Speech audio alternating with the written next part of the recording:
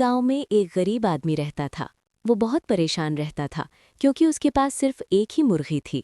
اس کی چھوٹی سی جھونپڑی تھی اور اکثر اس کے گھر میں کھانے کی کمی رہتی تھی۔ ایک دن صبح سویرے وہ اٹھا تو اس نے دیکھا کہ اس کی مرغی نے ایک سونے کا انڈا دیا ہے۔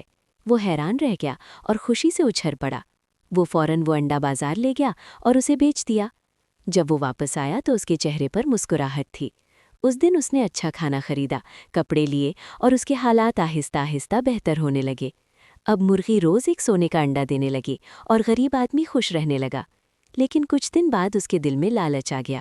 وہ سوچنے لگا، اگر یہ مرغی روز ایک سونے کا انڈا دیتی ہے تو اس کے اندر تو بہت سارے سونے کے انڈے ہوں گے۔ لالچ میں آ کر اس نے جلد بازی کی اور غلط فیصلہ کر لیا۔ جب اس نے دیکھا تو نہ کوئی سونے کے انڈے تھے اور نہ ہی مرغے۔ اب وہ بہت رویا اور پچھتایا۔ اسے سمجھ آ گیا کہ اگر وہ صبر کرتا اور لالچ نہ کرتا تو وہ ہمیشہ خوش رہ سکتا تھا۔ سبق: لالچ بری بلا ہے، صبر اور قناعت خوشی لاتی ہے۔